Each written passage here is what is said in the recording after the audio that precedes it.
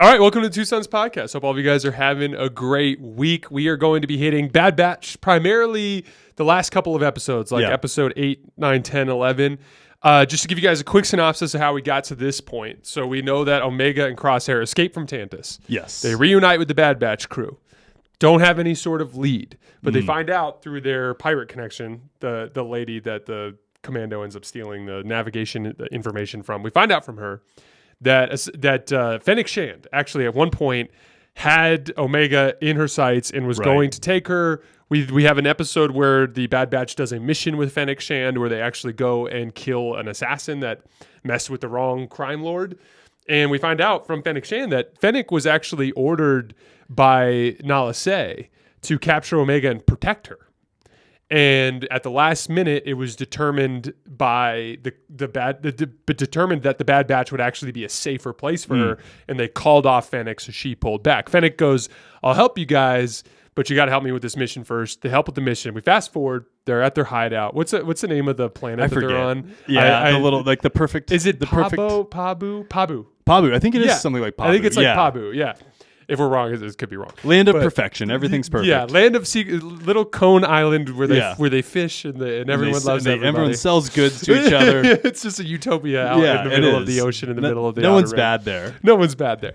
So on this little island, they're just kind of hanging out, and Omega kind of identifies something in this like cave down by the water, and we have an appearance by the Asajj Ventress from Clone Wars, who with hair. For those of you guys who are not in the loop in the Clone Wars series, Asajj Ventress is one of the first characters we get introduced to. She is a dark side using. Actually, a Dathomirian Night Sister who has been converted into basically a Sith assassin working for Count Dooku, but there's a falling out where Palpatine is not okay with the relationship, and Dooku ends up basically having to turn on Asajj, and Asajj escapes and basically disappears. Right. Okay. So we have not seen Asajj Ventress since then. No.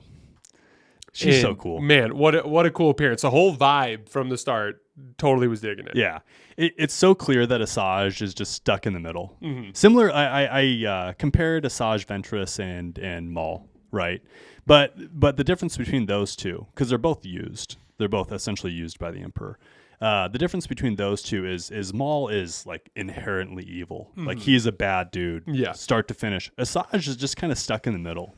I mean, yeah, she does some sketchy stuff. Like, don't get me wrong. Like, obviously, Asajj Ventress has her fair share of doing some sketchy stuff, but it's obvious that she's not just evil to be evil, right? Yeah. Like, there's a lot of opportunities where Asajj could just wreak havoc, and she doesn't. The biggest kind of giveaway of that is to the very end, to the moment he gets cut down by Obi-Wan Kenobi.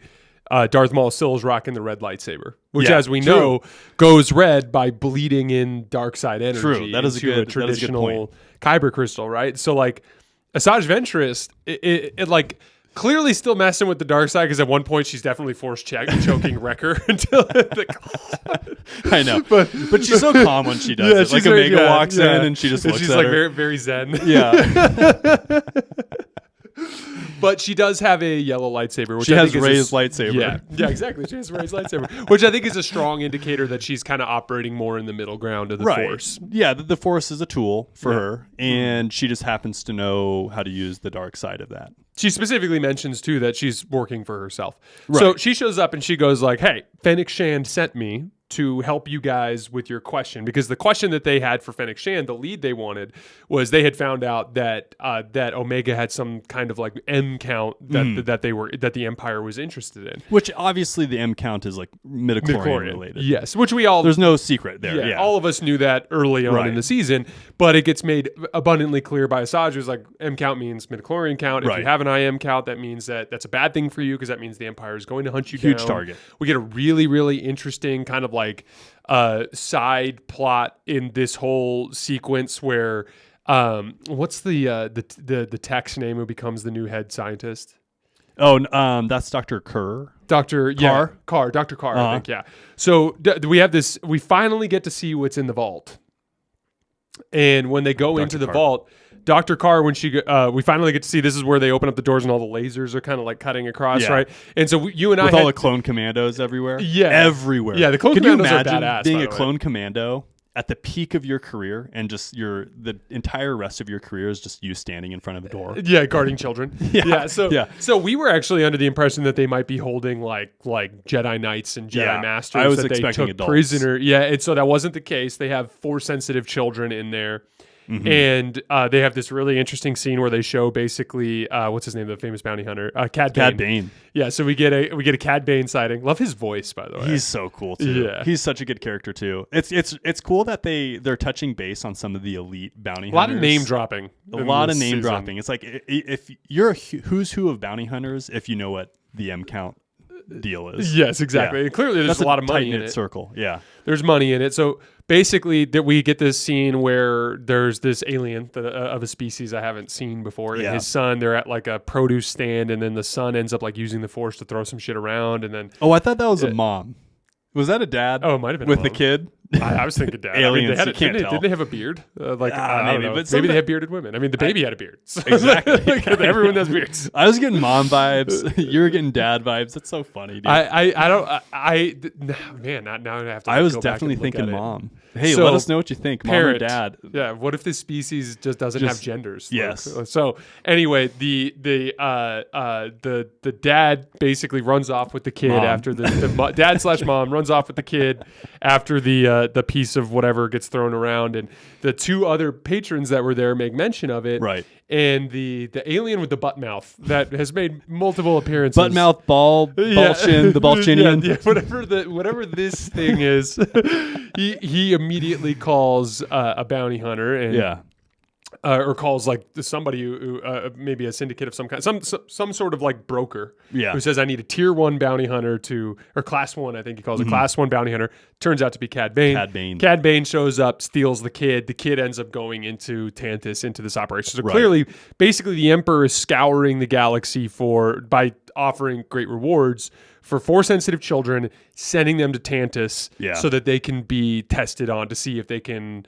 And we also get from who's the guy who's in charge of the Tantus operation? What's his name again? Dr. Hemlock. Dr. Hemlock straight up comes out and says, like the goal here is to get the M count from these stolen babies, basically, to somehow bond with the clones, and they actually show them with like their little vials of blood, like putting little drops of the Force-sensitive blood into it.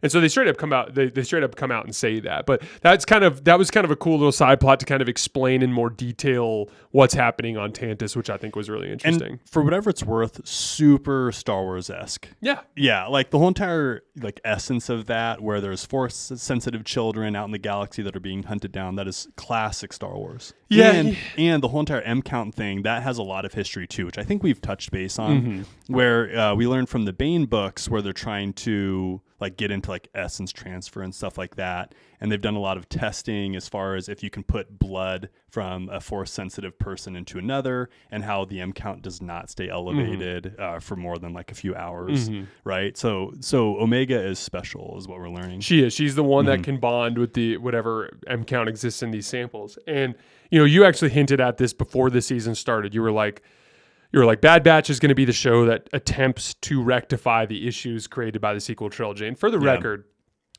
I will never allow the sequel trilogy to take a real place in like my perception of Star Wars because of how outlandish it is. Agreed. But the one thing that I've come around on a little bit, not from the standpoint of this is what they should have done, because the Skywalker storyline gets completely shit on by the Palpatine storyline in the sequel trilogy. However, how far have you made it in the Revan book? Not far. Okay. So I finished it, by the way. You said I would, and I did. So we're reading the book Revan, which kind of talks about Emperor Vitiate, or also known as Tenebrae, who was a Sith from Medrios was the name of the planet, I believe, and he ended up executing this like crazy ritual that killed all the life on the planet and basically made him immortal. And I started to think about it, and I think about like Marka Ragnos and how her spirit came back way down the line at the time of the New Jedi Order. I think about like Exar Kun and Naga Sadow and all of these like these appearances of like, essentially the point being these Sith essences or spirits are really fucking hard to kill. Yeah, They are. They are angsty. And just strong-willed. Yeah. Yes, and even Vitiate, when he gets killed, like his consciousness gets like teleported back to this other host body, which is like in rest for a little bit, but then it like transfers up to this like other host body where like he has this like infinite empire with this like 3 babies that he had with this other chick on this other planet. It's this whole other thing. So the point is like, you said that they were going to try to kind of explain away the Palpatine thing. I'm not accepting it, right? But I'm starting to be like Dave Filoni's I'm doing at God's least work. okay with like it at least makes some sense within the scope of Star Wars that Palpatine didn't just die because his body died. Well, and you've joked around this in the past where it's just like Kathleen Kennedy has this heap of crap that she just hands off to Dave Filoni. Yeah, and he's just like, exactly. okay, like we'll make it into He's something making good. he's making a crap sculpture, and Yeah, it's pretty nice. Yeah, it's like it's defined. It's still very brown, but like It'll always be brown, but it's detailed. At least a sculpture. It stinks. But honestly, like again, the Palpatine coming back thing, I can get behind that. It's almost like you had to keep a Skywalker involved somehow. First of all, like no light space skipping, no lobbing lasers in space, no like weird PETA message in the middle of a movie. None of like that kind of stuff could have been taken out. Yeah. But like the problem is they killed off all the Skywalkers and had Palpatine's own granddaughter finish him off. Like that's where it didn't necessarily make a ton of sense. Unless you want to say that, Ben Solo there at the end, who technically was a Skywalker, helped a little bit. But like it just, again, I'm not accepting the sequel trilogy. There's a part of me that never will, just because of how poorly executed it was. But I do appreciate the work that Bad Batch is doing to kind of like explain away the simple idea that a Sith Lord is so obsessed with power that they are constantly trying to come up with ways to extend their life. Vitiate did it. Mark Aragnos did it. Naga Sadow did it. Bane did it. Plagueis did it. Palpatine's doing it. Like, for sure. That to me is a concept I can get behind. That really is what Project Necromancer is at its core, is essentially Palpatine trying to find a way to... They haven't come out and said that yet. Right. But my guess is they will before the end of the season. Do you think they will as well? 100%. Yeah, I totally agree with everything you just said. Yeah. So, what was your take on the Asajj Ventress kind of like force training scenes with Omega? It was expected, right? I mean, you weren't going to get some profound, force use out of Omega in one day, right? And then the other thing that was expected too is, of course, everyone in Clone Force 99 was super skeptical of this chick Asajj. sucks. Yeah. She's with the kid. It is fact that she's awful. Yeah. And here's why. And then Omega is just such a sweetheart that, she wants to give everyone the benefit of the doubt. And Asajj Ventress didn't really do anything awful. I mean, of course she force choked Hunter almost to death, but that was within, they were attacking her. They were attacking her. Yeah, she straight up said, she's like, I don't want to kill you. Yeah, you guys are making this hard. I know. So Asajj moved up in my. Did you enjoy watching her kick the Clone Force's ass? Of course, dude, that was cool. When they all pull out their guns, she's just like, whoop, I know, takes him away, dude. And it was so awesome because sometimes when you're watching films, like the whole entire Finn versus Kylo issue, where like Finn's trying to fight against Kylo Ren with a lightsaber and is like almost holding his own, like that was ridiculous. He should have just been able to pull the lightsaber away. Exactly. Yeah. So the fact that Asajj was just such a badass against a group of badasses, the fact that she did so well against them made so much sense to me.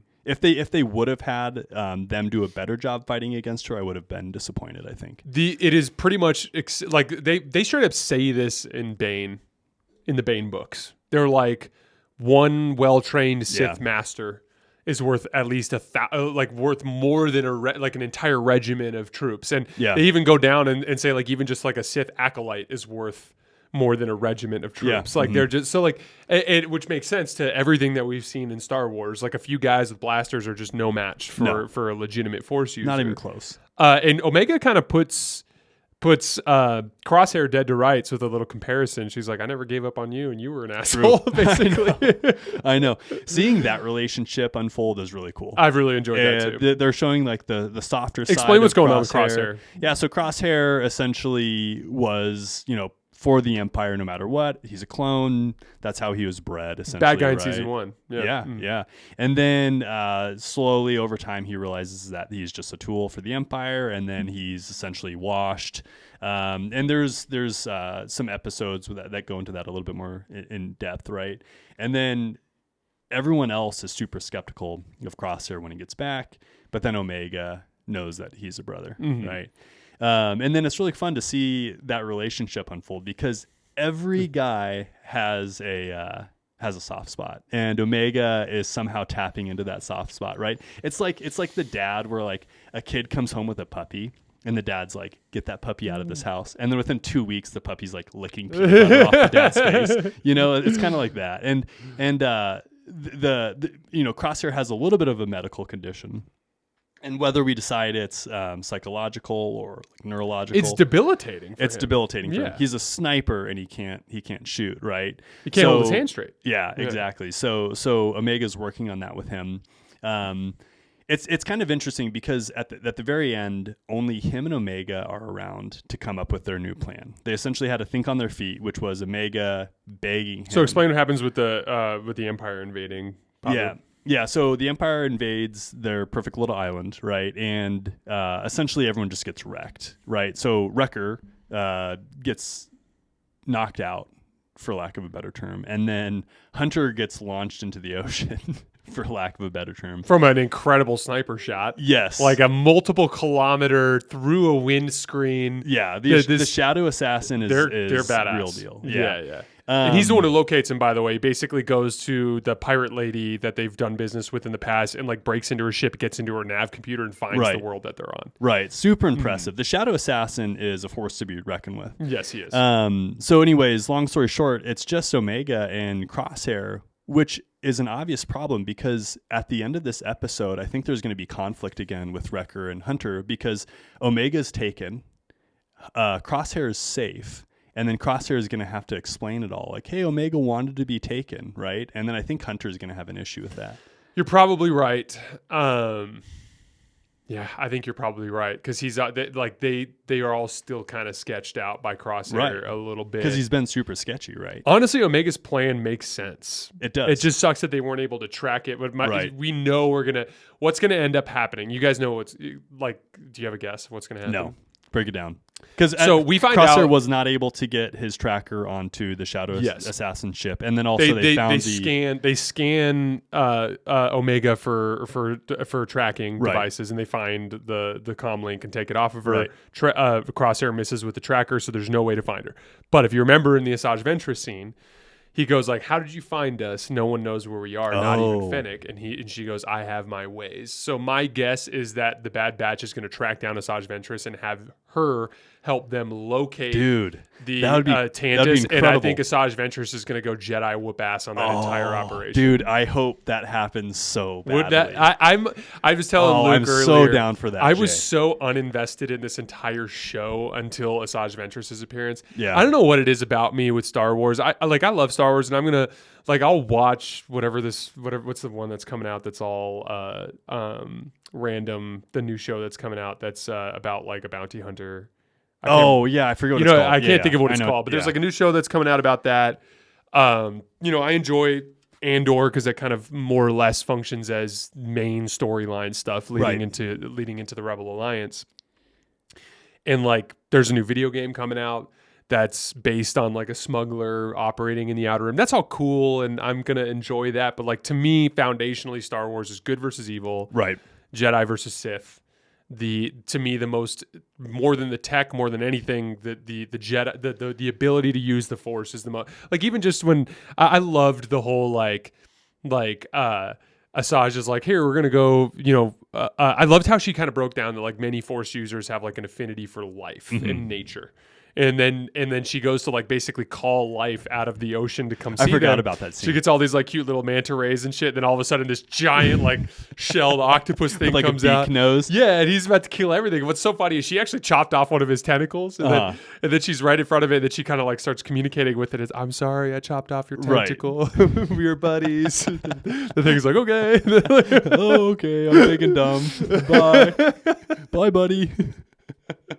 So that's my guess, is that Yeah. Asajj Ventress is going to come back and wreck shit at the end of the day. I would pay a lot of money to see that. Anything else from this episode you want to see? What about the fact that Tarkin does not seem to be aware of what's going on? Yes. Thought that was interesting. So I knew you'd like that because Jason's such a big picture dude when it comes to Star Wars, and I am too. And that's why we like all the, we'll call them historical pieces of Star Wars, like the Bane books and the Plagueis.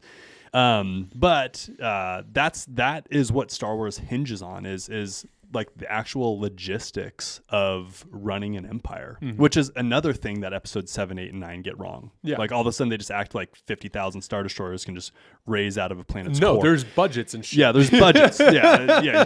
It turns out there's budgets and there's where's limitations. the economy on Exegol? This, I know. This Like, lightning what are they planet with all these doing? like mindless I know. druids that live out there. It's like, Yeah, but like even in Revan, like at the beginning, have you seen any of the stuff about Dromon Koss? Like they actually start to break down. Like the Empire was like a functioning economy, right, and it in- has to be. And yeah, It has to be. They have to get their finances from somewhere. They have to get their supplies from somewhere. Yeah. They can't make everybody a slave, you know? Star Wars So- has to make sense. Star Wars has to make sense. Yeah, Yeah. that's quite the thought. Yeah. But it was cool to just get a little snidbit of the competitors in the Emperor's eyes, right? And the Emperor sees it all. He knows everything that's going on, but those small factions don't know what's going on, right?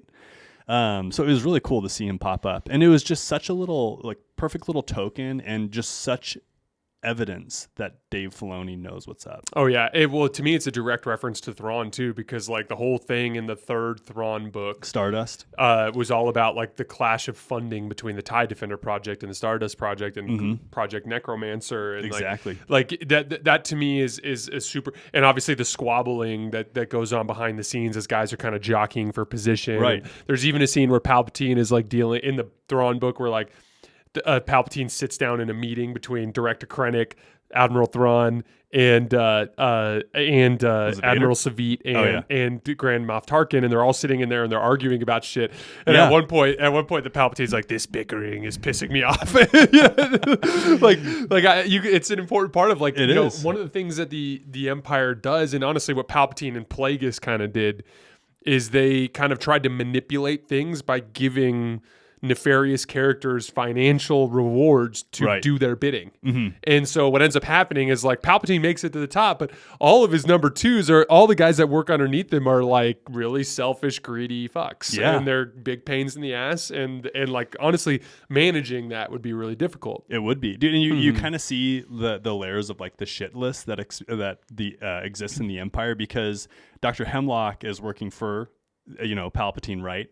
And then when he's failing, Tarkin's giving him a hard time. Yeah. about it, right. And then immediately he calls the Shadow Assassin and starts essentially giving him a hard time. about it. Yeah. But don't cool. come back unless you find this guy, Right. the Omega. All right, guys, that's all we have for today. As always, we sincerely appreciate you guys for supporting the show. We'll be back in a week for more Shogun as well as more Bad Batch. We'll see you guys then. Thanks a lot.